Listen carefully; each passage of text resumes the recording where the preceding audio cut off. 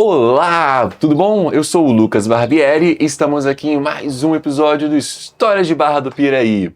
Esse é um projeto que tem como objetivo trazer contos e informações sobre a história da nossa cidade, porque a gente entende que é muito importante a gente olhar para o passado para que a gente possa emoldurar o nosso futuro da nossa cidade.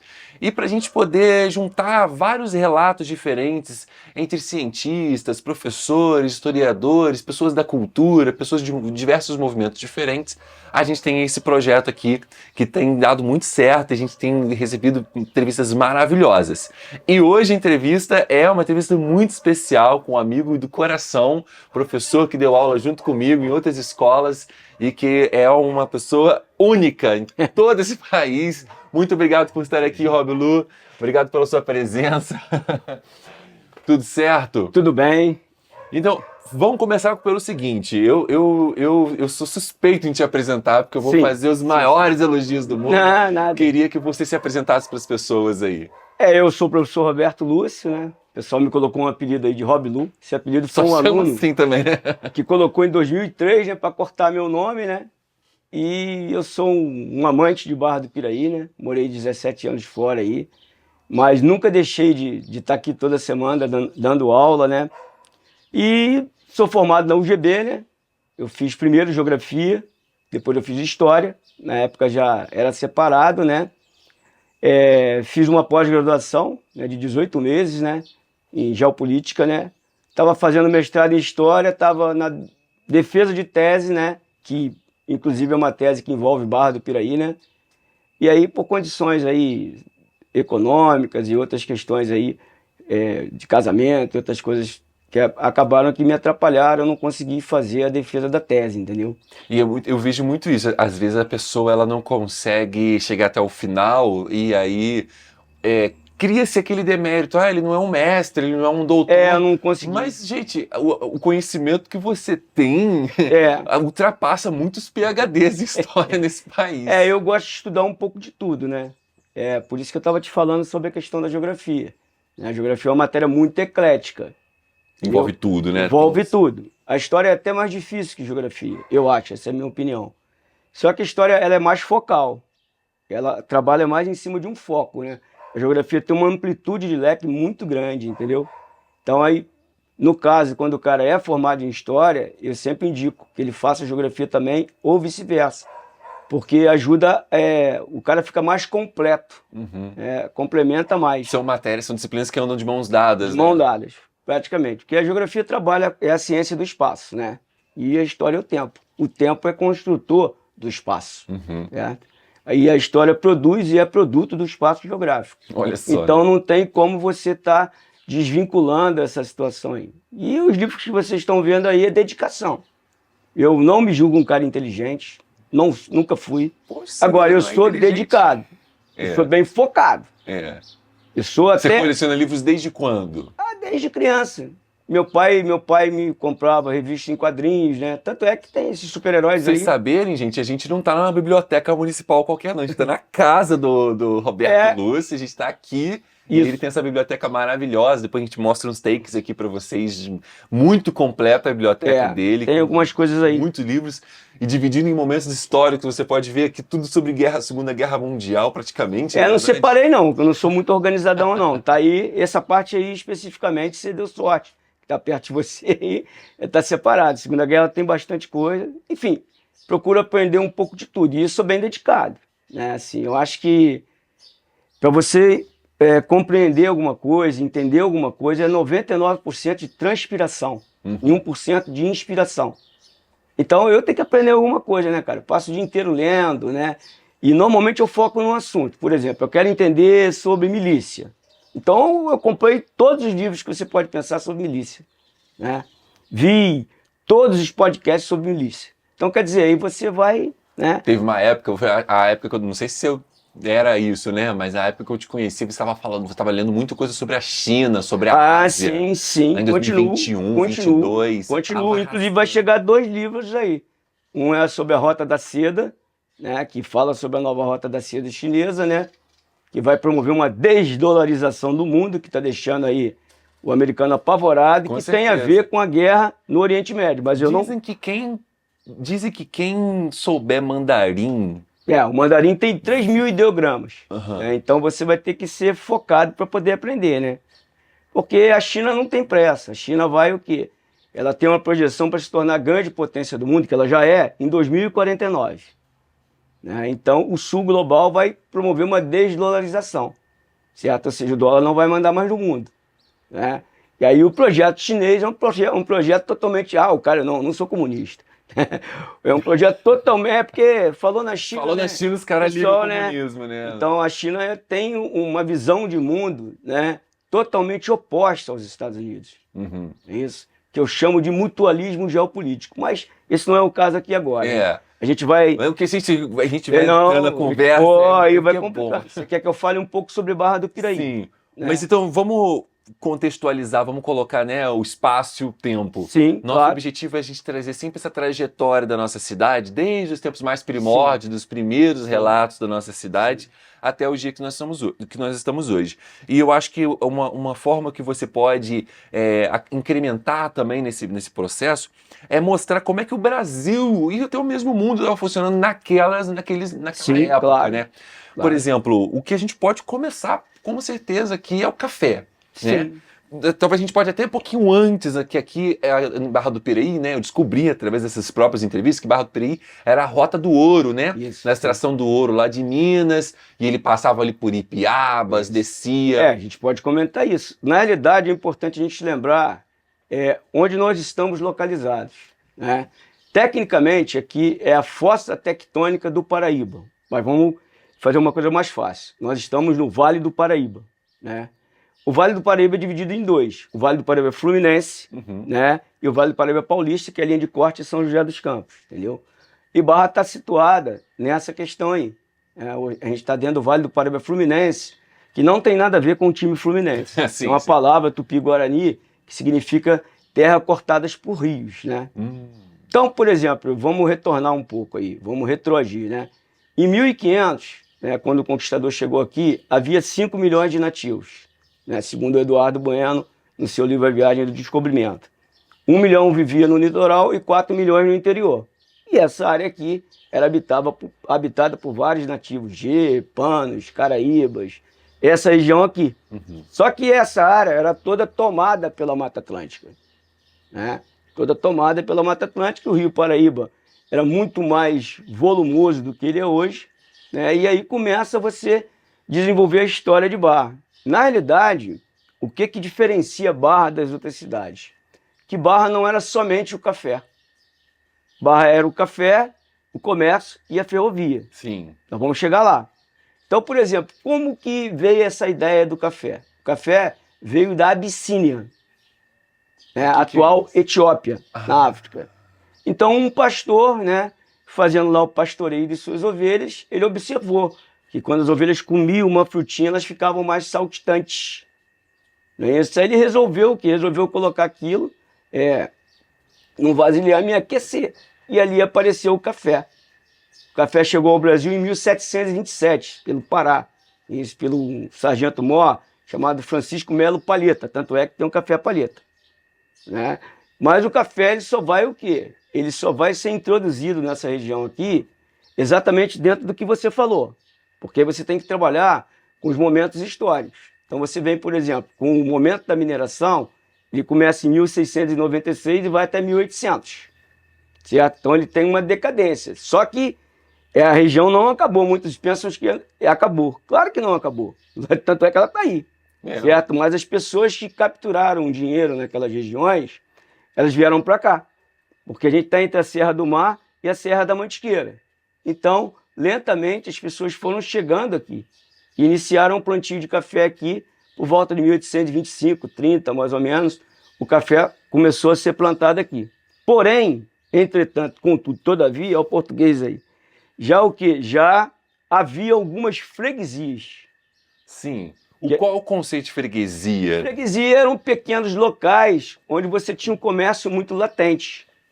Porque você tem uma posição geoestratégica de Barra, né, que Barra é o maior entroncamento rodoferroviário da América Latina. Entendeu? Então o que acontece? Não é crítica a ninguém, é isso.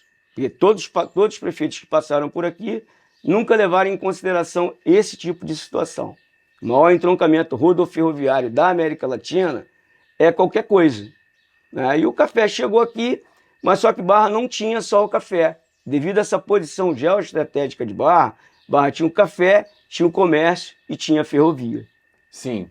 A gente foi sondando essas entrevistas e o Barra era passagem obrigatória para as pessoas. É passagem obrigatória.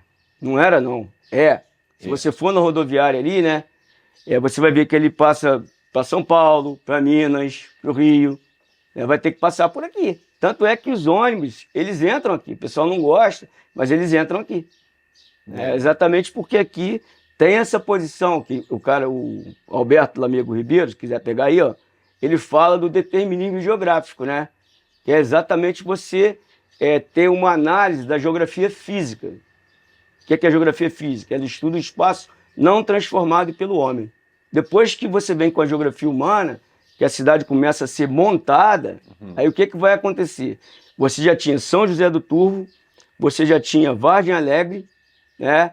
Já havia alguns lugarejos como Ipiaba, já estavam aparecendo, por exemplo, ali. O Turvo, então, ele já existia, né? Turvo, e Nossa Senhora das Dores.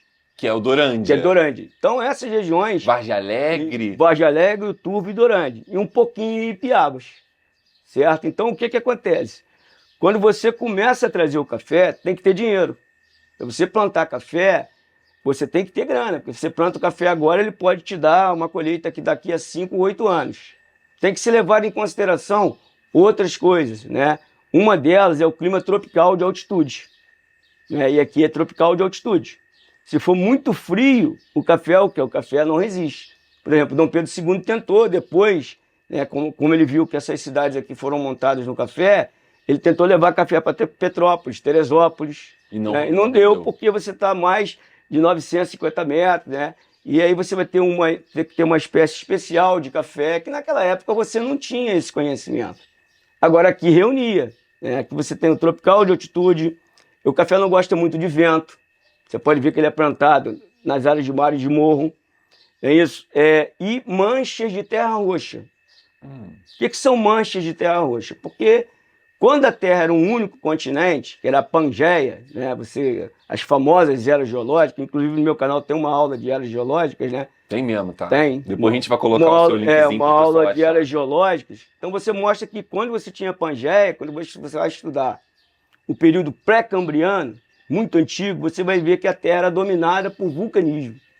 Atividade vulcânica, né?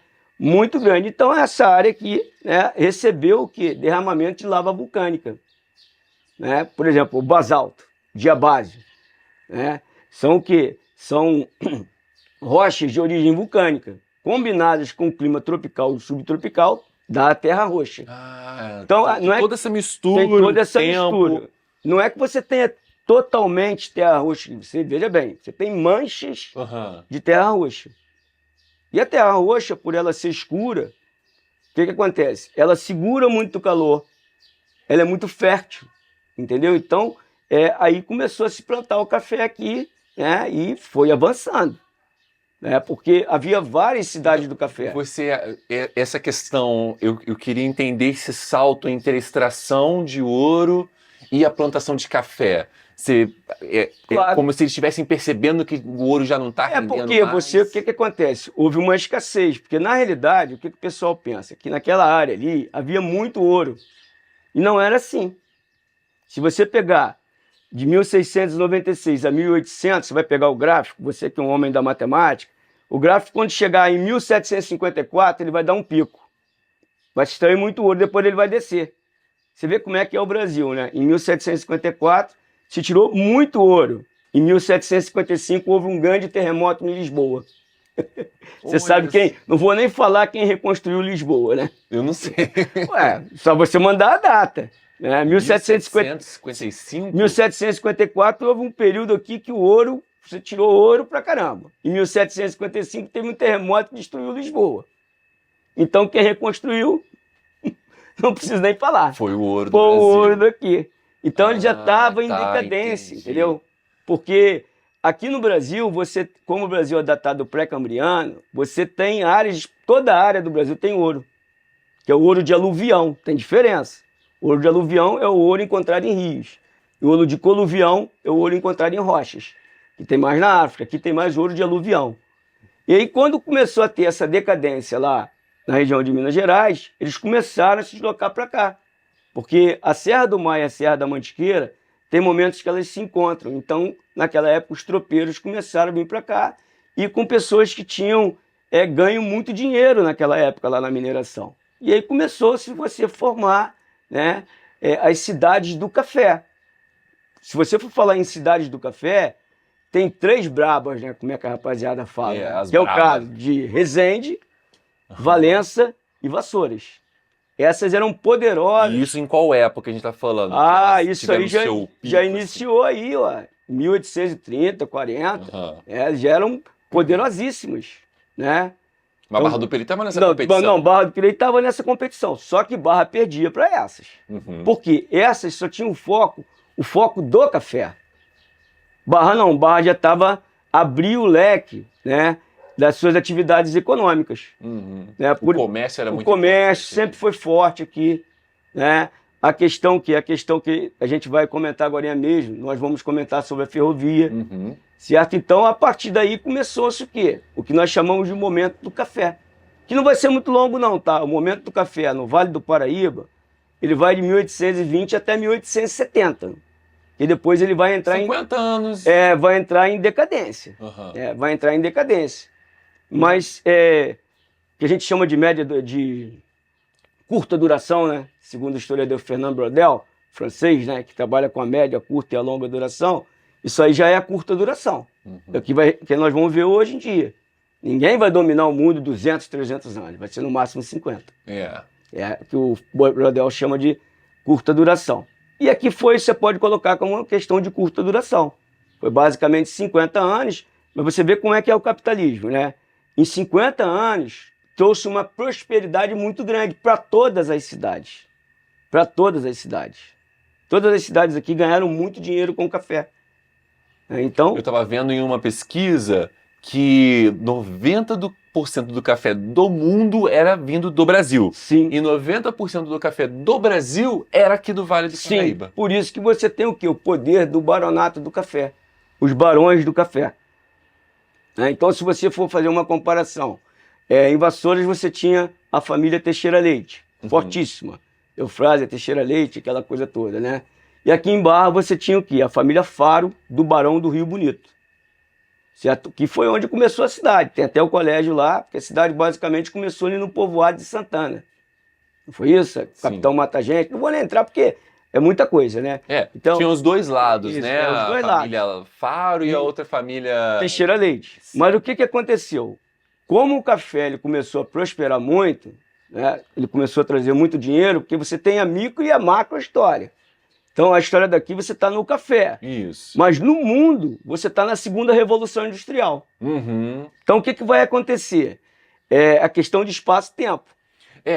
Eu gostaria muito de entender isso, porque a gente vem, como povo brasileiro, a gente consome muitas coisas estrangeiras. Sim. E isso é desde os primórdios. Desde os primórdios. E aí, então assim, a Revolução Industrial aconteceu lá na Inglaterra, né?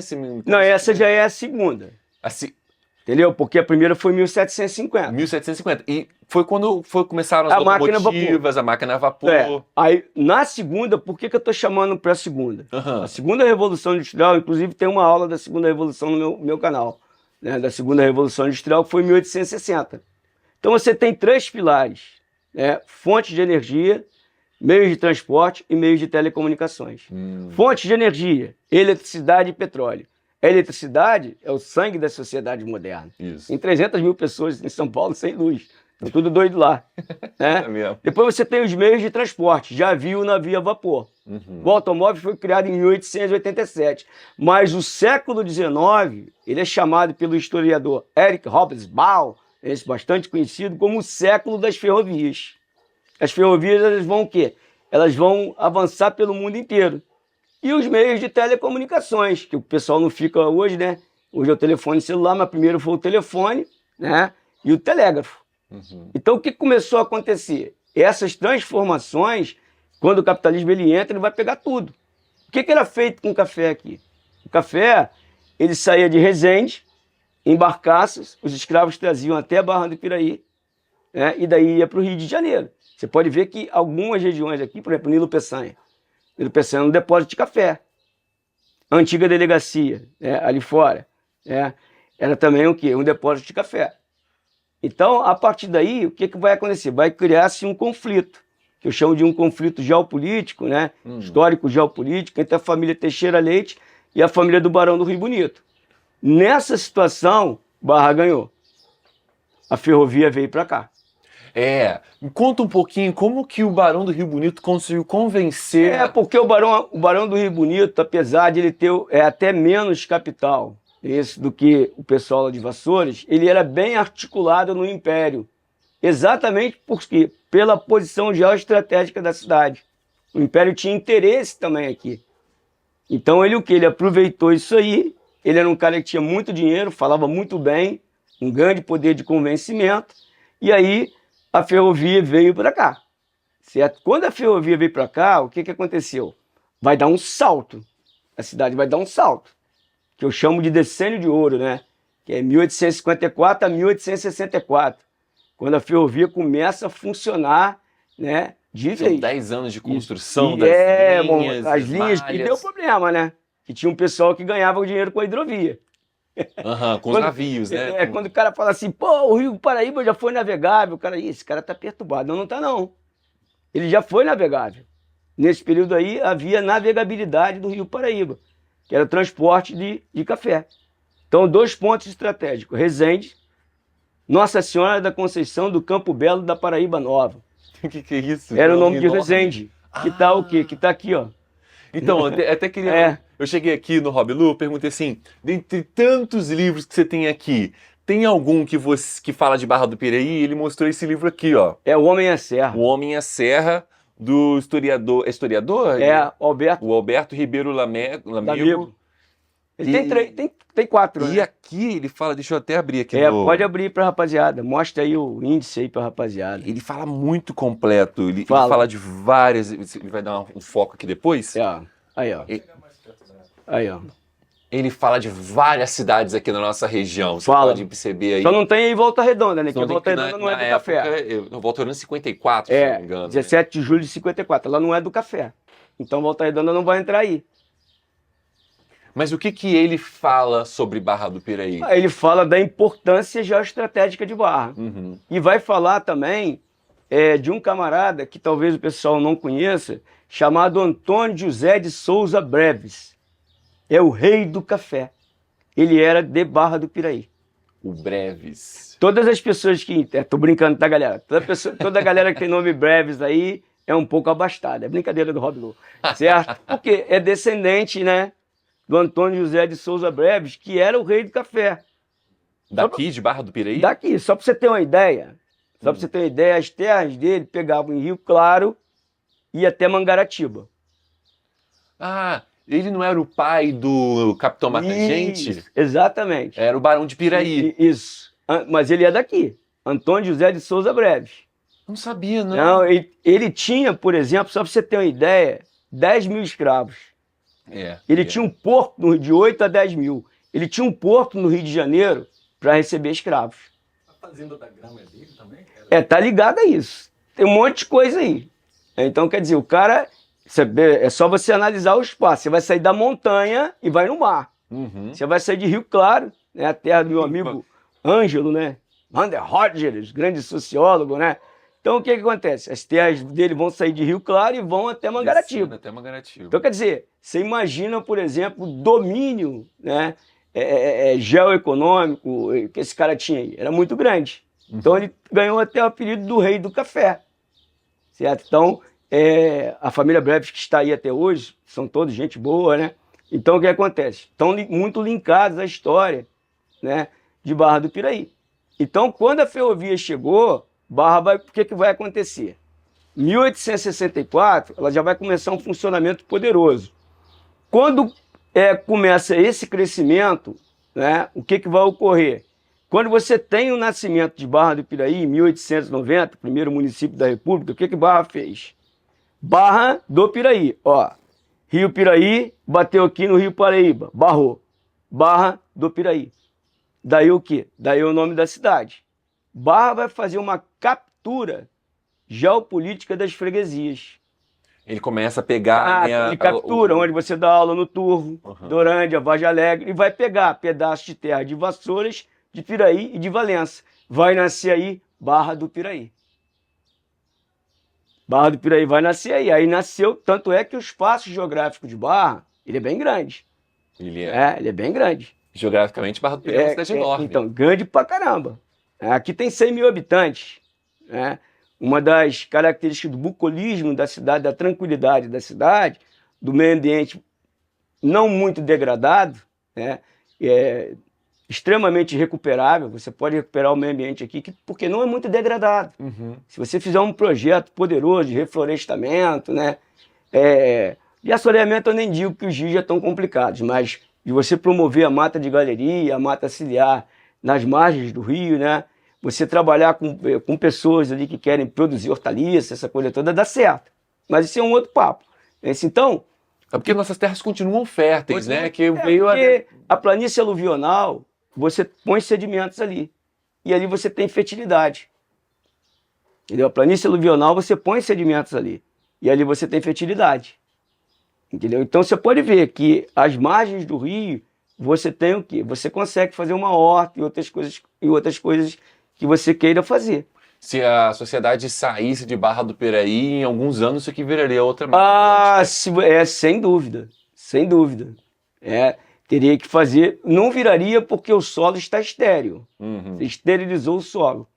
Então, quando você esteriliza o solo, aí você vai ter que fazer o replantio. Você chama de Mata Atlântica secundária. É isso. Então, aí você teria o replantio.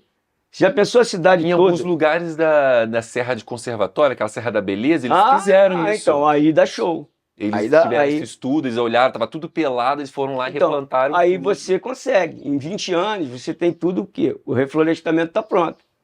O que importa isso? Isso melhora o microclima da cidade. Melhorando o microclima da cidade, você torna a cidade mais turística ainda, porque o potencial turístico de Barra do Piraí é poderosíssimo. É pouco explorado, porque toda a cidade... E como você falou, as pessoas têm que passar por aqui. Tem que passar por aqui. Toda a cidade tem uma alma. Por exemplo, o Rio de Janeiro, você vai encher o Rio de Janeiro de indústria? Claro que não. O Rio de Janeiro é o setor terciário. É o setor de comércio e serviços, entendeu? Então você é o quê? O Rio de Janeiro, né? Do Clube de Regatas Vasco da Gama, né?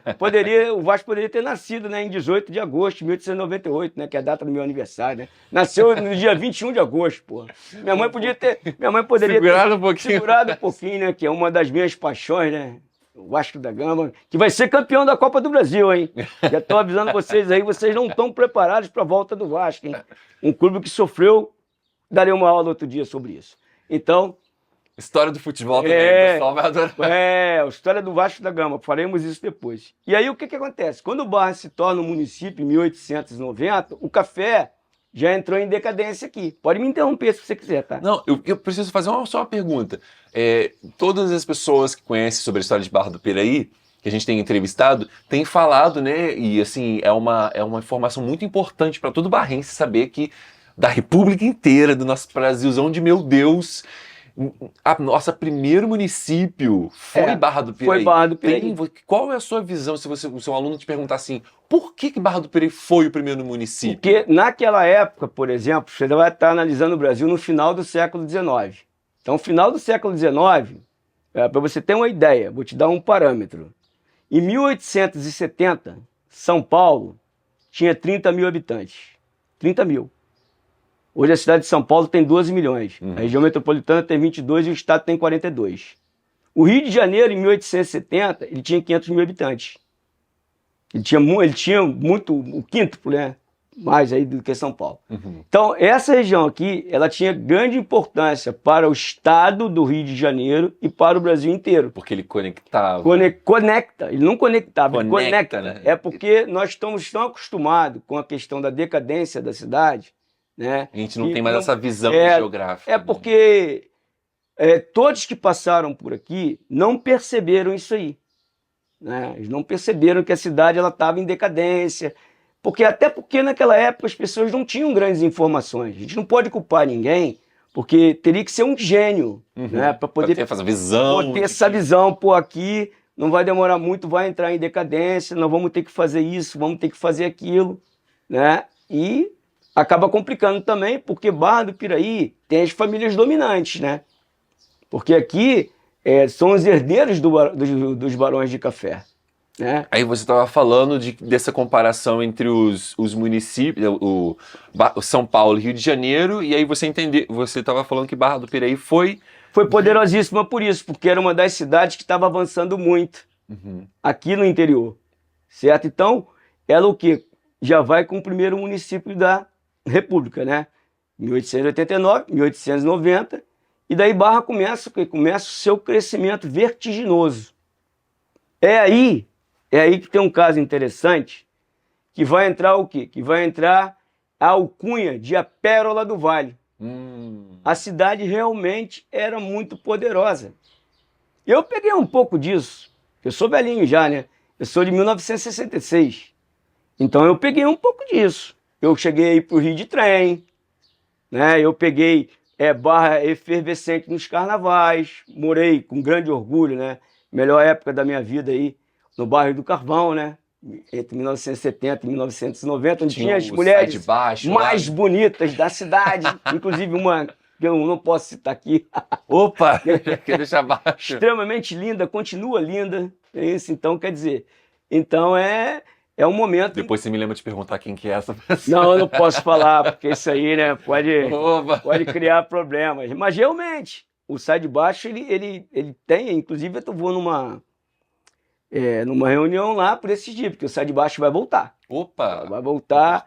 Vou te avisar até o dia que vai ser o ensaio da bateria, né? E aí o que acontece? Barra ganha essa alcunha de a Pérola do Vale. Porque ela é muito importante. Se você observar de 1920 até 1941, é isso? Barra tinha todos os investimentos, tudo dela era maior. Investimento federal, municipal, estadual, tudo dela superava tudo.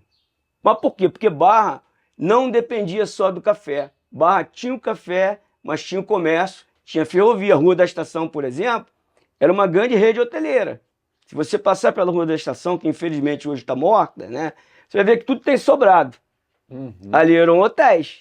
O cara saía ali na ferrovia e o quê? Ficava no hotel para ir para uma outra cidade. Inclusive a Rua da Estação era perigosa. Que sentido? Era perigosa, porque circulavam pessoas de todo o Brasil ali. Aí, ela não era assim agora, né? Se bem que você passar ali 2, 3 horas da manhã, tem que tomar cuidado. Aqui também, na minha rua aqui, né? Tem o quê? É perigoso.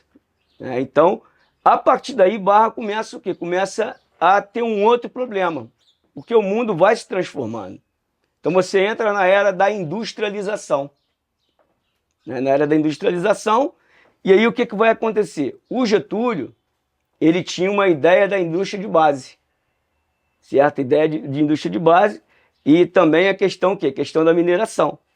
E aí falando de que época? Aí vai entrar na Segunda Guerra. Em 40 então? Porque Barra foi o quê? Foi bem até 40. Barra foi muito bem. Eu digo até um pouco mais. Barra foi bem até 70. Até 1970. Mas eu fiquei sabendo que com a vinda da CSN para Volta Redonda, isso... quebrou. Mas veja bem, Barra disputou. Conseguiu manter. Mas não, Barra disputou com Volta Redonda. Mas não se pode ganhar todas. A Alzira Vargas, né, a filha predileta do Getúlio Vargas, ela ia se casar com Hernani do Amaral Peixoto, né, que queria que a siderurgia fosse para lá. Quem é o Hernani do Amaral Peixoto? Hernani do Amaral Peixoto que é onde eu moro. Então, é o marido da Alzira Vargas, filha do Getúlio. Então, para você ver a influência dele, toda a cidade tem uma avenida Amaral Peixoto, uma rua Amaral Peixoto. É verdade, lá no Volta Redonda tem Amaral Peixoto também. Tem, porque em homenagem ao Hernani do Amaral Peixoto. Então, por exemplo, os antigos sabem disso aí, se a CSN viesse para cá, e tinha chance de vir, tá? Ela não ia ser aqui, onde nós estamos aqui. Porque uma das razões que foi alegada na época é exatamente que você não teria, e não tem mesmo, como concentrar uma ferrovia numa região, porque Barra do Piraí, se você olhar, ela é um vale dentro de um vale. Presta atenção. Como assim um vale? Vale dentro de um vale. Você está no Vale do Paraíba. É bem fácil. Você chegou lá no Belvedere. Você já está na cidade? Não, Você né? vai Tem ter que que descer. Mais encravada do que Barra, só Angra dos Reis. Só que lá você encontra o litoral. Ah, entendi, né? Que é um morro dentro de um morro. Essa é uma ideia minha que eu criei mesmo. É um vale dentro de um vale. Então, uma siderurgia, ela, para você implantá-la aqui, você teria que fazer muitas transformações, né, no espaço físico mesmo. E a área onde é hoje Volta Redonda, se você observar, até mesmo Resende, Ele é mais retorno, é a área assim. de planície maior. Você consegue observar isso numa viagem de Barra Mansa a Resende, de Volta Redonda a Resende. Você vai olhando, você vê que você tem margem de morro. Né? Mas é lá É atrás, bem distante. Mas aqui se tinha um plano. Ou seria no Coimbra, ou seria em Vargem Alegre, ou seria em Ipiranga. Então, o Dorândia. Você tinha 4 situações para a implantação da CSN. Mas aí o Vasco. Olha só. Olha o Vasco aí, pô, desculpa. Mas aí Barra o quê? Barra perdeu. Dessa vez Barra perdeu. Você sabe me dizer exatamente quem foram os influentes que fizeram a conquista da CSN pro lado? Foi mais o quê? O Oswaldo Aranha trabalhou nisso também, né? O Getúlio, que no caso da siderurgia, né? Porque o Getúlio, não sei se vocês sabem, né? O Getúlio tinha ideias nazifascistas. O Getúlio, ele apoiava o Hitler, né? Tanto é que o Brasil entra na Segunda Guerra em 18 de julho de 43. Desculpe, de 42, né? Por quê? Porque aí o americano, ele percebe a posição geoestratégica do Brasil. Falou, se esse país lutar do lado da Alemanha, nós estamos perdidos. Aí o que o americano fez? O americano ofereceu dinheiro, o Getúlio pegou, e o Getúlio ofereceu as bases de Fernando de Noronha e Natal para os aliados utilizarem.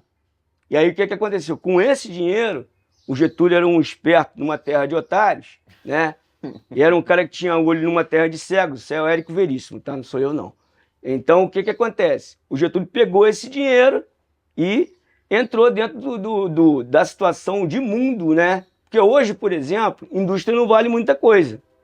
Mas na década de 40 valia muito. Um país industrializado, ele estava colocado no patamar do mundo desenvolvido. E o Getúlio dizia que um país, para ser desenvolvido, ele tinha que ter uma indústria de base, né, e teria que controlar os seus recursos naturais. Então, o que o Getúlio fez? Ele construiu a CSN, a usina Presidente Vargas, em 41, não é isso? E em 42 ele fez o quê? A Vale do Rio Doce, que é lá no sul-sudeste do Pará, que é a maior reserva de ferro e manganês do mundo. Certo? E aí o quê? E aí começou. Por que eu falei que Barra ela vai até 70? Porque começou a CSN, coisa e tal, aí vem Volta Redonda, em 17 de julho de 54. Mas aí o que vai acontecer? A CSN vai se modernizando. Ela vai se modernizando. Em 1970, há uma grande modernização lá.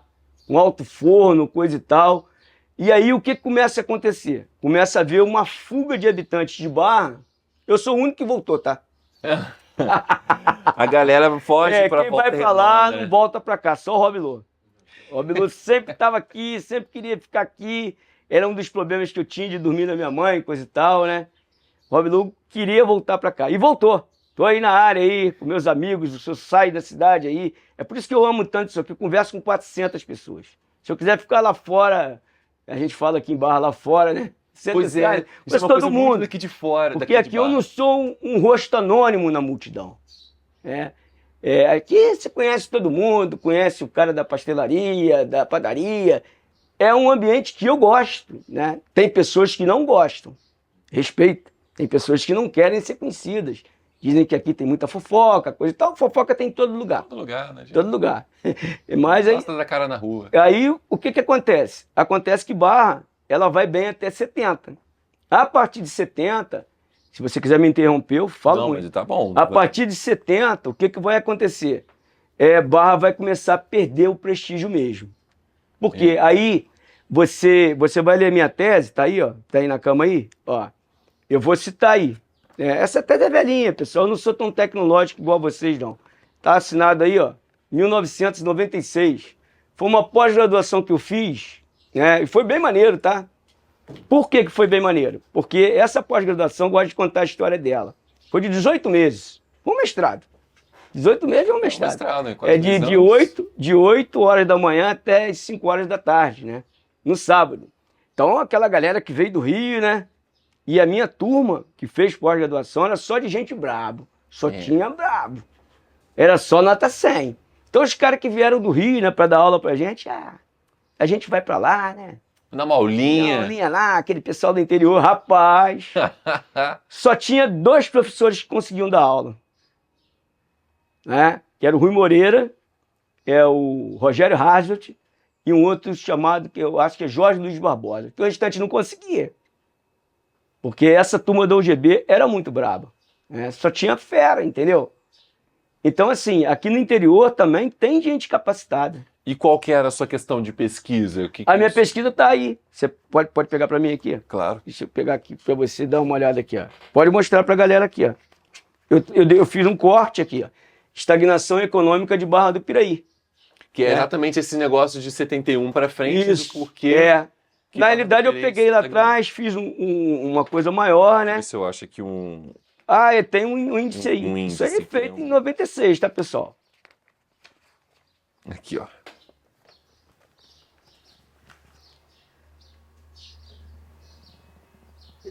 Volta um pouquinho, que vê uma homenagem aí. Que eu vou te contar uma história pra galera super interessante. Não, vai atrás. Aqui. Tem uma homenagem a umas pessoas aí. Agradecimentos? Vem, lê aí. Ao professor Ivaldo Lima pela orientação e incentivo, ao professor Ivaldo Lima pela revisão de texto, à professora Aureanice Melo, aos amigos Marcos Vinícius Aragão Evangelista pela paciência de digitar toda a monografia. Não, mas eu coloquei uma outra coisa aqui também, quer ver? Ó. Eu acho que vamos ver, se eu não coloquei... Aí, ó, olha só, lê essa aí. A meus pais, Roberto Alves Pereira e Marilena da Silva Pereira, e ao meu amigo Rogério Calcagno Soares. Ao meu amigo Rogério Calcagno Soares. Porque eu não sempre fui estudioso não, tá? Rogério lembra disso, eu era meio vagabundo. Mas ele tinha um caso interessante. Ele falava uma coisa que eu guardei para sempre. Cara, dá para fazer tudo. Entendeu? Mas tem que dar tempo de estudar. Isso era meados de 81, 82. Então você ia na casa dele, ele agora é diretor lá da ESA no Paraná, um cara brilhante. Isso. Sempre não tá foi. em Barra, não? Não tá em Barra, não. Mora em Curitiba. Então o que acontece? Você ia na casa dele, é muito legal isso aí, lembrar isso. Você batia na porta, pô, cara, vamos jogar bola. Só 5 horas, hoje eu estou estudando física. Aí quando era 5 horas, ele jogava bola, até 8 horas chega a galera. Batia no outro dia, não, hoje eu estou estudando história. Batia no outro dia, não, hoje eu estou estudando química. Hoje eu estou estudando matemática. Então, na primeira prova que ele fez, né, naquela época não eram essas provinhas que tem, não, tá? Ele já entrou, se não me falha a memória, na UF, Engenharia de Telecomunicações. Morou um tempo nos Estados Unidos, então são caras que te inspiram, né? Um professor meu já falecido também, na universidade, né, o monstro sagrado, Cláudio Carreiro Tavares, a professora Magali Calife, a professora Shirley dos Santos Lopes, que eu tive a honra de substituir lá na universidade, trabalhei por um tempo à noite lá na UGB, né, no curso de Geografia, fiquei lá uns 5 ou 6 anos, né, então é assim a trajetória da gente, e sempre estudando, não é? É sobre isso, né? É sobre isso, e em 1970, que eu não perco o fio da minha área não, pode ficar tranquilo. Eu tô vendo. 1970, não perco não, porque você não pode perder, você dando aula, Você pode falar de tudo, você pode brincar com ele e tal, opa, nós estamos aqui. E de 70 para cá começou a complicar. Aí na minha pesquisa, de 1970 até 1990, em Barra do Piraí... Só para citar, sua pesquisa de 91, né? Não, de 96. 96. 96. Isso, 96. Então, eu pesquisei, houve dificuldade na época, né? Mas aí tem um relato que entre 70 a 90, 1970 a 90, fecharam em Barra 15 pequenas e médias empresas. Então, por aí você já vê a decadência. E aí entrou o quê? Entrou o caçador de Marajás. Que é isso? Fernando Collor de Mello, né? As mulheres votavam nele, ele lutava karatê, né? Andava de jet ski, era branco, né? era bonito, né? Aí todo mundo, o Brasil é assim. Minha avó falava o topetudo. Caíram de voto nele, e ele fez uma coisa interessante, que ele prometeu que não ia confiscar a poupança. Assim que ele assumiu, 2 semanas depois, ele confiscou a poupança de todo mundo. Teve gente até que morreu. Entendeu? E ele o quê? Ele iniciou um processo de privatização. Tipo assim, ele dizia que o Brasil era um país muito atrasado, né? Que tinha que entrar na modernidade. Só que o Brasil não tinha infraestrutura nenhuma. Foi ele que quebrou a Belprato. Belprato. Daqui de Barra. Foi daqui de Barra, que era a maior empresa do ramo alimentício do Brasil. Só que a Belprato, o que ela fazia? Ela vendia para pequenos. Aí o Collor ofereceu para ela para fazer merenda escolar para todo o Brasil, né? E aí a Belprato começou, inclusive eu trabalhei lá, tá? Nem sempre fui professor não, tá? Trabalhei na Belprato, trabalhei na Thyssen, trabalhei na CSN, nem sempre dei aula não, tá? Trabalhei numa pequena fabriquinha lá no Matadouro, que uma vez meu pai foi me olhar lá, eu tava todo preto, só aparecia meu olho. Trabalhei 2 semanas na metalúrgica, pratiquei musculação lá, saía na rua assim, pessoal. Foi aí que eu cheguei em casa e falei pro meu pai, ou eu continuo trabalhando ou vou para a universidade, porque e trabalhar durante o dia lá, né? Nunca vi um lugar que não tô criticando não, tá? Cada um tem o seu perfil. Nunca vi um lugar que se trabalhasse tanto na vida, tá? Uhum. Trabalhava muito, mas muito mesmo. Era trabalho mesmo, isso era 92, né? De 7 às 17 horas. Enquanto você estivesse lá dentro, tinha coisa pra fazer, você tinha que estar fazendo, produzindo. A fila do almoço era gigantesca, quando você chegava para almoçar, tinha 5 minutos, já voltava para trabalhar. Nossa. E aí, né, tem que agradecer meu pai. Meu pai, né, falou comigo, né, que ia pagar um pouco da universidade, ia me ajudar. Mas não pagou, isso aí foi... Eu entrei em 91 na universidade, né? Ele me ajudou a pagar 1 ano, porque em 93, 94 eu já estava dando aula. Né? Aí você já conseguiu com suas aí comecei a dar aula lá em Coatis. No início tudo é difícil. Eu morava... Você estava em Barra. Estava em Barra. E eu dava aula em Coatis 3 vezes na semana. Fazia o pós-graduação no sábado, né? Tinha 30 anos mais ou menos, 28. E ainda fazia História à noite, na UGB. Estava concluindo o curso de História. Eu concluí, né? Nada contra a galera de agora, né? Mas naquela época era bem duro, tá? Naquela época o pau roncava. Ou você estudava, ou estudava. Não tinha esse negócio de acochambrar, não. Hoje em dia varia muito de universidade. Tem algumas universidades que pegam, tem outras que... Isso aí. Mas na época que eu estudei lá, eu agradeço muito ao UGB, porque tinha um corpo docente, né, muito poderoso. Muito bom o corpo docente de lá. E aí, dali eu comecei a trabalhar, comecei a dar aula, né? E todo lugar que você me chamava, eu ia. Quando o cara tá iniciando, era assim. Você tem muita história aqui como professor. Todo lugar que você me chamava, eu ia. Porque quando o cara tá no início, é assim, e eu vou mesmo na boa vontade, né? Vou na boa vontade, igual eu tô aqui. Eu agradeço você ter me convidado. E aí, o que que acontece? O que está acontecendo no Brasil... Você estava explicando como é que a Belprato caiu. Caiu, porque a Belprato... Você chegou até no ponto que o Fernando Collor chegou a fazer esse pedido de dar merenda para o Brasil. Aí a Belprato pegou. Só que ela não recebeu. Entendeu? Aí então eles produziram, gastaram, mas o Collor não pagou. E aí a Belprato, né? Esse é um dos pontos, tá? Tem vários outros aí, né? Que às vezes eu não sou nem competente para falar, mas esse aí eu creio que é o quê? Que é o principal ponto. E aí começou o quê? Privatização da Telerge, né? 91 mais ou menos, eu sei porque minha mãe trabalhou lá há 27 anos. E o bairro onde eu vivi, que era o bairro do Carvão, né? Que era um bairro assim, efervescente, borbulhante, com muita gente na rua, todo mundo brincando, entendeu? Sai de baixo, aquela coisa toda. Para você tomar café em barzinho lá de manhã, tinha fila, porque lotava o bar do neném lá, né? Bar Bola Boa. Alô, Miguel, não troca de rádio não, hein? Ele vai saber. Então, o que acontece?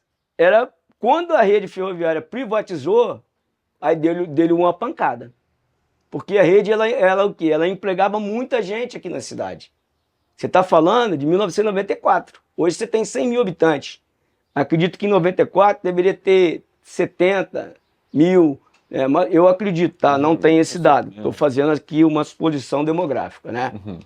E a partir daí a cidade começou a entrar em decadência, né? você pode ver que a cidade hoje é uma cidade bem pobre. Você anda pela rua, né, você vê muita pobreza no centro da cidade, muita gente pedindo, né? Porque são as transformações do mundo. Mas o que? Faltou também, volto a dizer, não estou falando nem de pessoas que estiveram no poder agora, tá? Faltou também visões anteriores. Mas é sabe? como a gente estava falando, o cara também tinha que ter... Tinha que ser um gênio, né? O cara tinha que ser um gênio. Por exemplo, a questão da rodoviária, né? Essa rodoviária ela já tinha que ter saído daqui há muito tempo. Essas pontes que estão sendo feitas agora, elas já tinham que ter sido feitas há muito tempo. Eu vi uma foto de um antigo engenheiro de Barra, infelizmente não vou me lembrar o nome. A foto é assim, lá perto daquele açougue que tem ali, naquela parte de trás ali do parquinho, né? Você tem um Sim. parquinho, aí tem aquele açouguezinho ali atrás, né? Tem. Aí tinha um cara que ele tava parado ali, numa foto de 1970, né? Uhum. O início da foto colorida. Ele apontando pro outro lado, aí tava lá o engenheiro tal, não me lembro o nome agora dele tal, apontando uma ponte que deveria ser construída. Aí agora, em 2024, quase 50 anos Porque depois, o que acontece? estão fazendo a ponte. Aqui em Barra tem uma coisa complicada. As coisas aqui acontecem, só que elas demoram muito a acontecer. Mas por que demora muito a acontecer? Vou te explicar, sociologicamente falando. Porque existem algumas famílias né, que controlam o comércio, né, que controlam outras coisas também. Né? Barra tem muito falso rico, né? Que o cara acha que ainda é descendente do café, coisa e tal, então isso atrapalhou a cidade. É aquela questão do cara, o lucro. O cara, ele tem dinheiro, já é rico, mas ele quer ter mais. Ele quer ter mais, porque o capitalismo é assim. É a função do capitalismo. Né? O cara quer sempre mais. Agregar. Eu não posso nem falar, porque eu tenho esse montão de livro aí, já está chegando 2 hoje. Se eu pudesse, eu comprava mais. É isso. Então, quer dizer, o capitalismo trabalha o quê? Trabalha em cima dessa sociedade consumista de massa.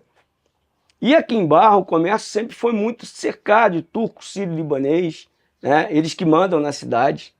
É isso. Então, quer dizer, aí isso atrapalhou muito a cidade crescer. Essa galera turco, sírio, libanês, eles vieram durante essa época esse processo, né, de chegada aqui de imigrantes, ele começa ali pela década de 10, 20, né? 1920, né? Vieram para cá. E com essa veia, nada contra não, tá? Tem amigos, não tem nada a ver. Isso é história. Mas porque o pessoal entende que eles italianos vieram pra cá italianos, também. Né? Eu sou descendente italiano. Inclusive, eu tenho cidadania italiana. Né? Se quiser morar na Itália, né? Vai que eu ganho na Mega Sena, eu vou morar na Toscana. Vou te chamar para tirar altas fotos lá. Beleza? Não vou morar na Síria, não, porque a Síria é a terra da máfia, né? Então é perigoso. Gosto muito do Mário Puzo também, o poderoso chefão, coisa e tal. Então a cidade foi o quê? Ela foi um tanto quanto sendo paralisada. E aí chegou um momento que se tem que fazer alguma coisa. Que aí a pressão popular, querendo ou não, apesar de não ser muito grande aqui, né, tem que se fazer. E é o caso das pontes que estão sendo construídas, obras que foram feitas aí. Né? Futuramente acredito que a rodoviária vai ser construída, porque se a rodoviária não for tirada dali, a cidade vai ficar na mesma. Porque na realidade, o que acontece? Esse centro aqui, ele é um centro velho. A Nova Barra é em Piabas. Lá é a Nova Barra do Piraí. Né? E você jogando a rodoviária para onde lá em cima vai ser feita, pelo que eu vi aí, né? Deve ser feita lá. Você diz aquela que estava para fazer um Belvedere. Isso. Aí você vai criar um outro centro. Aí você vai impulsionar economicamente outras áreas. Se você cria um novo centro ali, novas construções, bares, lanchonetes. Sabe que eu acho que isso tende a acontecer, essa questão de um novo centro, igual Volta Redonda, né? Isso é natural, lá tem 4. Eu faço, exato, isso que eu ia Lá falar, eu faço essa comparação. Volta Redonda você tem Amaral Peixoto, você tem Santa Cecília, você tem Retiro, você tem o Aterrado. Então, quer dizer... vários lugares onde você não Mas aí você tem o seguinte, uma diferença. Quem fez isso tudo aí foi a CSN. A CSN que fez isso tudo. Só você comparar. Aqui tem 100 mil habitantes, lá tem 320, muitos dizem que tem 350. E muito menor também, né? Muitos dizem que tem 350. Geograficamente então, é bem menor. Bem menor. O espaço geográfico dela é bem menor. Então, quer dizer, o que eu sei de Barra do Piraí é que Alguma coisa tem que ser feita para impulsionar a cidade. Não dá para demorar tanto tempo. Ah, então, como eu estava falando, essa ponte que vai ligar lá da Química, né? Aham. Que vai sair da Já fui lá, que Química, eu vai faço para caminhada Vila... todo dia, eu vou lá para observar. Então, a minha... Eu sento na praça, Eu para moro observar ali. os transeuntes, para me ver a sociologia da cidade. Eu faço laboratório, Você fica sento lá na observando. praça só Observando. observando. Mas então, eu acho que essa conexão que vai levar Química, Vila Helena Vai. e Matadouro é a Vai. condição de um novo Vai centro o quê? também. Vai criar um novo centro. Porque Isso. o Matadouro ele já é muito potencial Então, econômico, só que ele não é então, explorado. Mas vai agora ser explorado. Com essa ponte, que muitos não queriam, cada um tem a sua opinião, né?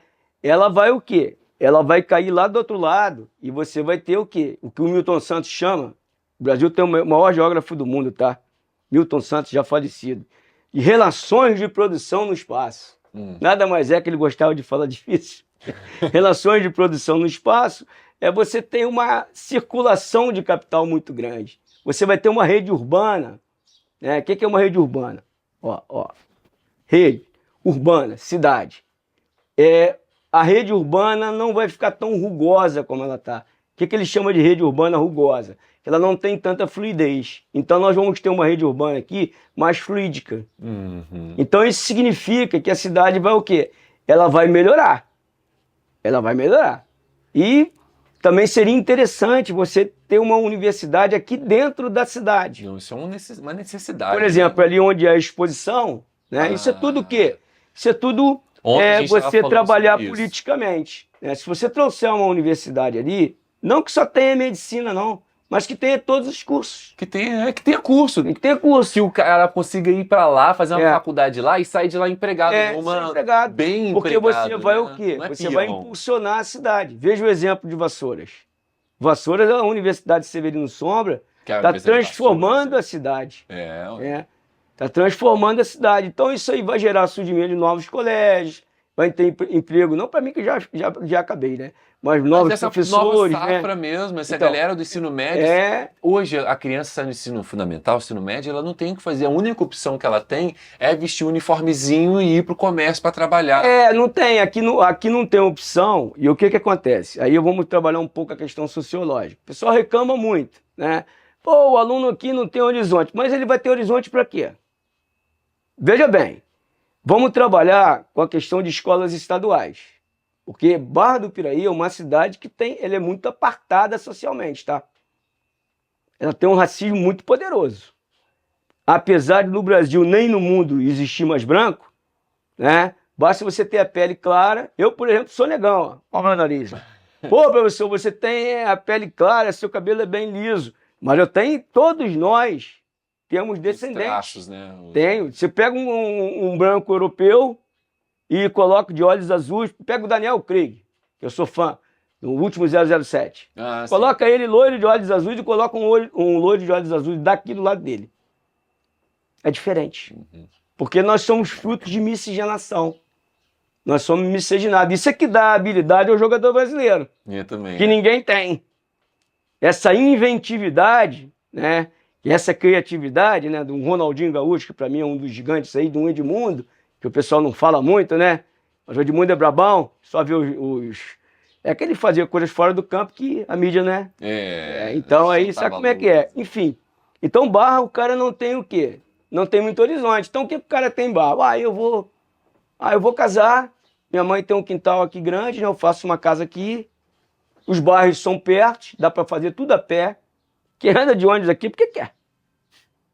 Não, mas Ipiabas, Não, isso aí não dá. Areal, cara, longe pra cacete. Areal 1 hora a pé. Você sabia? Vou te dar um exemplo. Você sabia que tinha muita gente do Areal que saía do Areal 4 horas da manhã a pé para chegar na Belprata? Às 7, para economizar dinheiro. Não mata ninguém não, rapaz. Eu vou pro Nilo Peçanha a pé e volto a pé. Ainda faço uma caminhada de 2 horas aí. E agora eu já tô começando a correr. Viu? Falei que ele saía do Nilo Peçanha pra casa dele, tava tentando lembrar se era. Não, eu vou pela Cigibeiro rapidinho. Esse dia eu tenho ido de táxi, tá? Mas a partir de amanhã já vou a pé. Então é uma cidade que você se locomove muito fácil. E aí o jovem que a gente tava falando, Aí não ele tem opção. Vou casar, faço uma casa aqui nos fundos da minha mãe, trabalho numa loja, entro numa empresa, beleza. Estagna, né? Estagna. Porque o cara o quê? Como é que você vai exigir do cara se o cara não tem? O cara não tem horizonte. Eu estava conversando com uma professora de geografia um tempo aí, a Kaoma, não sei se você a conhece. Não. Kaoma não é de Barra, a Kaoma ela é do Pará, ela veio pra cá, ela é uma professora maravilhosa, uma amicíssima minha. E aí uma vez ela estava falando sobre essa questão de horizonte, que a geografia do município não permite que a gente tenha essa visão de horizonte porque nós somos rodeados por morro. E no ponto mais alto de Barra do Piraí, você ainda é rodeado por morro. Então é difícil você ter essa visão do infinito, né? Essa visão de, eu vou olhar para lá, vou encontrar outra cidade. Você não encontra nada. Aqui ela trabalhou com você provavelmente os temas, sem você perceber, de paisagem, lugar, região e território. São termos que você trabalha na geografia. Eu, por exemplo, eu estou no lugar, porque eu amo o lugar. eu tô numa região, mas eu estou no lugar. Ela falou para você da paisagem. Mas aí tem uma situação. Você também não pode analisar só pela geografia física. Se você for analisar o Brasil só pela geografia física, a gente seria o maior do mundo. Porque a gente tem tudo. Tem o sociológico ali, né? Tem o sociológico. A cidade ela é racista. Por exemplo, o Areal. O Areal que deve ter é o bairro mais populoso da cidade. Tem uns 40 mil habitantes lá. O que era lá? Lá era uma fazenda de café. Que o dono, quando morreu, dividiu para os escravos. Então, existe muita discriminação em Barra. Os bairros periféricos, você encontra pessoas de pele mais escura. Se você procurar pessoas de pele mais escura que moram aqui no centro, se você achar uns 20, é muito. Mas por quê? Porque a cidade ela é apartada socialmente. Vocês são jovens, circulam mais do que eu aí. Existe clube de negro, clube de branco, bar de negro, bar de branco. Aqui tem tudo isso. Falando assim superficialmente, assim, por exemplo, o Brasil lá da Oficina das Velhas provavelmente era de um de pretos. O Central. Ontem tava o Barra Tênis Clube já foi um clube basicamente branco. Por exemplo, você não entraria no Barra Tênis Clube em 1960. Você seria barrado. Olha só, né? Você seria barrado. Bastava o cara ter cabelo enroladinho. O cara não ia entrar. Entendeu? Então é uma cidade que também é muito apartada. E ainda tem aquela ideia da questão do café, que o pessoal, por exemplo, se você for comparar o habitante de Barra com o habitante de Volta Redonda, socialmente falando, a questão da história cultural, social, eles são totalmente opostos a gente. Não tem nada a ver. Até o tipo de música que a gente ouve é diferente deles.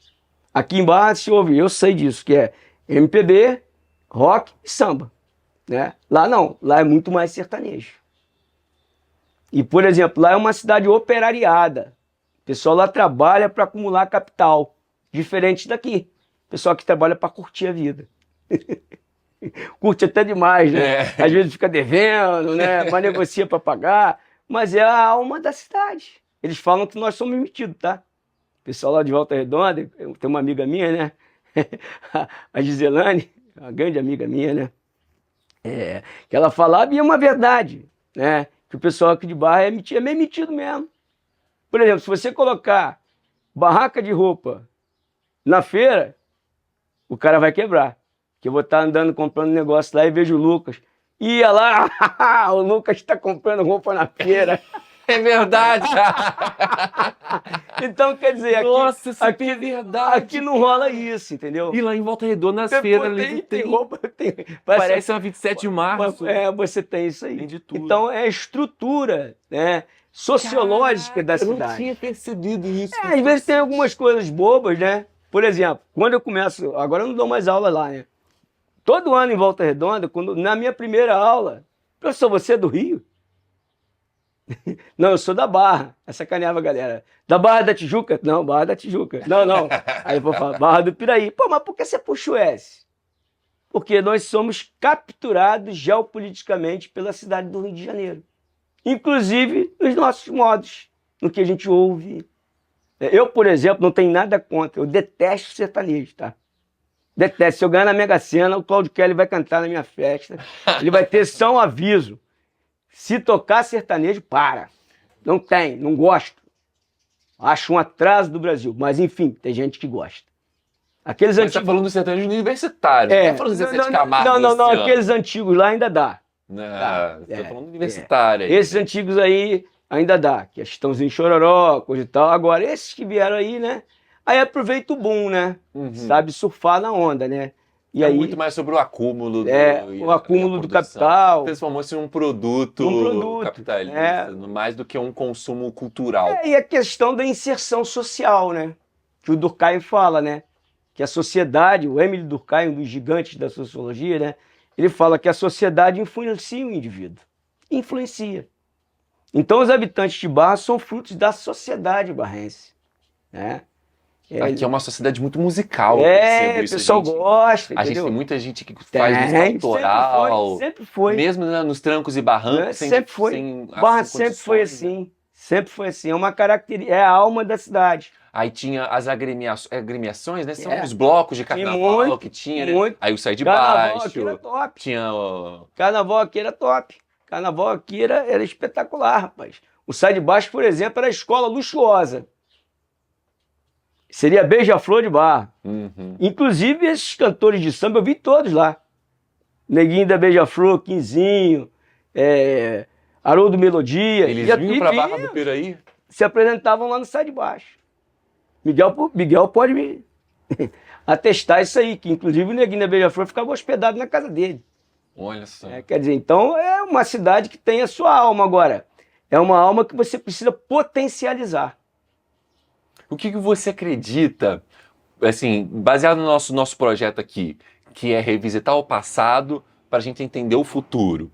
Então, com todo esse conhecimento, o que você acha que são os pontos que a gente, como futura geração da nossa cidade, em questão, que a gente está deixando isso aqui como um registro histórico? Isso aqui não é para mim, isso aqui é para as pessoas que virão depois. Sim, claro. Para entender como que nós viemos, da onde que nós viemos e como que nós vamos fazer o futuro da nossa cidade. Quais são os pontos que tem que ser o futuro de Barra do Piraí? O futuro da cidade é o setor terciário. Comércio e serviço. Comércio e serviço. Quem sabe o setor quaternário. Aí seria top. Seria o setor quaternário ou o setor da tecnologia de ponta. Aí seria, sim, né? E desenvolvimento tecnológico. A nanotecnologia, robótica, informática. Mas aí teria que ter uma universidade aqui dentro, por isso, um laboratório. Aí é que tá. Aí você vai montar aqui um tecnopolo. Aí você vai atrair algumas indústrias e vai dar o cara formado, vai virar um vale do silício. Que nem mais silício, né? Futuramente nós temos no Vale do Grafeno, né? Que o silício já vai perdendo aí a sua... com as transformações tecnológicas, né? O grafeno vai daqui uns anos, né? Você que é bom de celular, você vai... Já deve ter, né? O quê? Você vai dobrar o celular e vai colocar no bolso, uma folha, né? É o grafeno que dá, né? O grafite é que dá diamante, né? O carbono, né? Então, quer dizer, isso é que vai dar... Isso já é a quarta revolução industrial. A indústria 4.0, né? Já vai trabalhar com tecnologias mais avançadas do que da terceira revolução industrial. Você vê como é que as coisas são projetadas. Eu sou um aficionado por Jornada das Estrelas. Eu não gosto da Guerra nas Estrelas, eu gosto de Jornada. Star Trek. Star Trek. Capitão James Tiberius Kirk. Senhor Spock. Então, passava quinta-feira. Vida longa e próspera. Então, eu sou meio doido, né? Eu sou meio maluco. Então, eu estava assistindo The Big Bang Theory ontem. Eu vi, por exemplo, na década de 70, passava quinta-feira, 6h30, né? Quarta passava o Batman, né? Que o Batman subia naquela cor. E depois, na quinta, passava o que? Jornada das Estrelas. Quando o cara falava, Kirk para Enterprise. O cara tava no planeta, eu ficava olhando. Eu nunca fui muito inteligente, não. Mas assim, eu achava aquilo, pô, isso aí, um negócio maneiro. Um aparelho na mão que conecta com outra pessoa. Falando com a nave lá em cima, era o celular. O cara, quando tava com algum problema na nave, né? Aí o Dr. McCoy vinha, né? Passava lá, né? O aparelho nele, e aí o aparelho detectava, ele ia lá dar uma injeção, né, no cara. São as vacinas que você tem aí, os remédios que você tem. Né? Então, quer dizer, essas coisas aí, né? É um mundo, né? Um mundo em transformação, um mundo da tecnologia. Uma coisa que eu não comentei com você, aqui em Barra, tinham brilhantes jogadores de futebol, tá? Nós temos o Ramires aí, né? Mas tem outros antes. Anteriores. Nossa. Grandes jogadores de futebol aí. Ou seja, Barra do Piraí exporta cultura, Tinha esporte, pessoal muito bom de música, bola aí. profissionais. Eu mesmo joguei no Royal 5 anos, me enganava um pouquinho. Mas tinha uma galera lá, muito boa de futebol. Um Bananinha, né, um Larry, né, um Tresor. Pessoal brabão mesmo, um Leonardo no meio de campo, né? Pessoal muito bom mesmo aí. Então, Quanto tempo? Tem 1 e 10. Beleza.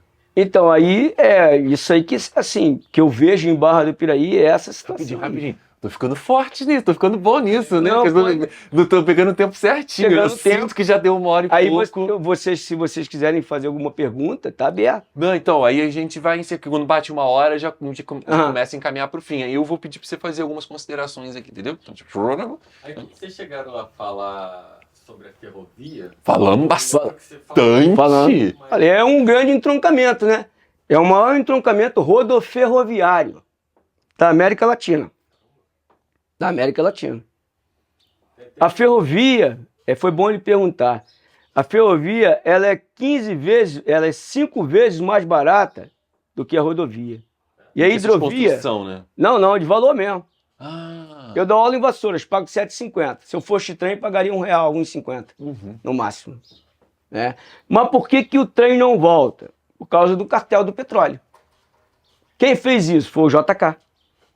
O JK trouxe indústria automobilística, inclusive tem uma aula do JK no meu canal, tá? Pode dar uma olhada lá. Pode colocar aí. Tem uma aula do JK lá. O JK, ele trouxe indústria automobilística, pensa bem. Então o cara traz indústria automobilística e vai construir rodovia? Não. Né? Ele construiu, ele vai construir ferrovia? Não. Peço perdão. Não, mas ele enganou. Ele construiu 30 mil quilômetros de rodovia e 3 mil de ferrovia. Uhum. Você pode ver que a ferrovia do Brasil, ela não corta todo o território. Ela vai para o litoral. Porque nós somos uma periferia do sistema capitalista. Tudo que tem aqui, exporta. Como é que a gente vive num mundo globalizado? Né? A gente exporta matéria-prima e produtos agrícolas, exporta uma caixa de laranja, vou chutar o preço, por R$500 e compra um computador por R$20 mil. Então, nessa relação, né, que os BRICS estão querendo mudar isso aí, eles estão brigando, que eles sabem que se acontecer isso aí, eles vão perder, né? É isso que acontece. É isso porque aí a gente perde. Na relação do comércio mundial, na divisão internacional do trabalho, A gente fica pra trás. a gente fica para trás sempre. Mas você veja bem, se você olhar isso aí, é uma característica de países que foram colônias de exploração. Uhum. A gente já é acostumado a ser explorado. Já tem essa situação. Né? Você vê que o próprio futebol, né? O próprio futebol, a seleção brasileira, que era assim, a sensação da galera, hoje perdeu. Porque a maioria dos jogadores, o cara com 10 anos, até com 15 anos, vai embora para fora. O cara vê um potencial pro cara, já faz o contrato e o cara vai embora. Entendeu? Antes não, antes os jogadores ficavam todos no Brasil. Então quando convocava, aí havia aquela galera. Quanto convocou do seu time? No meu time foi dando amanhã, foi 4. Entendeu? E cada time, né, tinha uns 2, 3 É o que o pessoal do convocados. Botafogo tá tirando uma onda aí, que deve ser o campeão brasileiro, o Botafogo, campeão da Libertadores, pelo futebol que tá jogando, mas da Copa do Brasil vai ser o Vasco, tá? Botafogo, nos anos 60, né, era a base da seleção brasileira. Tinha 9, 10 jogadores, né? Igual o Vasco no ano de 50 também, que era a base, né? Então é isso aí, né? Excelente. Robilu, vamos finalizar nossa conversa que você... Então, eu tenho essa visão de que a gente tem que deixar um recado, sabe? Uma mensagem. Porque eu acredito muito que esse projeto vai ser um projeto atemporal, porque nós estamos falando sobre história, a história nunca vai ser alterada, né? Nós podemos até descobrir novas coisas, né? Novas interpretações a partir da leitura da historiografia, mas no final das contas a história é essa. E, assim, a gente está na 4ª entrevista, né? Das 4 entrevistas, a gente já repetiu várias coisas que são exatamente os mesmos momentos que aconteceram, só que em perspectivas diferentes. Por exemplo, a Luana trouxe um pouco sobre o jongo, o Tadeu trouxe um pouco sobre a questão do Mata-Gente, né? O Capitão Mata-Gente, a história ao redor. Muito bom. O que você traz, então, assim, deixa de mensagem pra galera? Eu deixo de mensagem, primeiro quero agradecer vocês, né, e terem lembrado de mim. É uma honra, né, sempre participar falando de Barra, para mim é uma coisa que me engrandece muito falar da cidade, né? E que a gente tem que estar sempre atento, né? Que tem que estar sempre estudando. E costumo dizer para os alunos que eu não levanto de manhã, abro a janela e dou uma respirada e vou dar aula. Não é assim. É igual eu falei tanta coisa assim aqui com você, isso não é do dia para a noite. Porque eu não sou inteligente, mas eu sou dedicado. Eu tenho uma característica na minha personalidade que é o seguinte: se eu gostar de uma coisa, eu aprofundo muito. Eu sou super exagerado. Minha mãe vai falar a mesma coisa. Quando eu não gosto, eu largo para lá, não quero saber. Entendeu? Mas quando eu gosto, eu aprofundo demais. É uma qualidade e um defeito, né? Então, a dedicação para tudo que você for fazer, se você for dedicado, vai dar boa. Se você for um bom vendedor de pipoca, a sua carrocinha vai ter fila. Então, é a gente tentar dar o melhor da gente, né? Onde você estiver, Onde né? você- Onde você escolher. E tentar acertar o alvo, né, Lucas? Uhum. Porque tem muitas pessoas que têm potencial, mas erraram o alvo. Você sabe que a maioria das pessoas não trabalham naquilo que elas querem, né? Eu dei sorte, né? Deus me ajudou, eu fiz a minha caminhada e fui direcionado para professor, né? Então, quer dizer, então é igual meu irmão falou outro dia comigo aqui, teve aqui no meu aniversário e falou comigo: você não sabe fazer nada, você não sabe dar aula. Eu falei: cara, eu sei fazer tudo, eu estudei no Senai 3 anos, só que eu não gosto, cara. Eu não gosto de furar, eu não gosto de pregar cortina, eu não gosto de ficar arrumando casa, entendeu? Eu tenho meu direito, eu não gosto de fazer isso aí. Acho uma coisa, quem faz bem, beleza, mas pra mim é chato. Eu prefiro ver uma série, ler um bom livro, ficar vendo podcast, estar com a geladeira com as minhas frutinhas lá e tá bom, tá ótimo. E agradeço, né, a população de Barra aí, né? Se vocês puderem dar uma força se inscrevendo no meu canal, é só no YouTube digitar canal Rob Lu, porque vai ter muita coisa lá, inclusive tem aula de Barra do Piraí lá, que vocês podem passar para seus filhos, vocês mesmo verem. Tem Oriente Médio. Então, eu ia falar exatamente sobre isso. O Thales, ele coloca lá os linkzinhos lá na descrição sem problemas. Mas eu queria indicar para quem está assistindo a gente que uma das minhas aulas preferidas é o Oriente Médio. Oriente Médio e a Ásia, né? Quando você fala ali da China, ali, eu acho que tem China. é realmente você colocar o pé no futuro. Você já começar a entender como é que vai ser daqui a 50 anos nesse mundo onde, meu Deus. Porque O que eu te falei, a China não está com pressa. Não tem A projeção pressa. dela é para 2049. Mas assim, são planos Mas ela altos. já é a grande potência. Depois você dá uma olhada aí, você digita lá no Google a Rota da Seda, por onde ela vai passar. Então, exatamente sobre isso. Entendeu? Então ficamos por aqui. Isso, Muito obrigado mais uma vez. Agradeço bastante. Pô, Rob Lu, sensacional. Sensacional foi vocês terem vindo aqui, né? Pô, eu adoro Essa fazer isso aí. biblioteca maravilhosa. A gente vai comprando devagar, né? Vai comprando devagar. Beleza. Pessoal, esse aqui foi mais um episódio de Histórias de Barra. Muito obrigado por você que assistiu até aqui. Nosso agradecimento ao Ministério da Cultura, graças à Lei Paulo Gustavo, que esse projeto está acontecendo, e também à Secretaria Municipal de Turismo e Cultura de Barra do Piraí.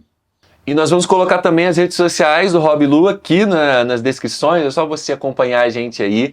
E sigam o nosso canal, sigam o canal do Rob Lu também, que vocês vão ter muita informação. A gente vai trabalhando legal. devagar aí, né? E ótimo, muito obrigado por todos, pela presença de vocês, por assistirem até aqui. E tem mais, tá? Daqui a pouco a gente volta com mais histórias de Barra do Piraí. Grande abraço.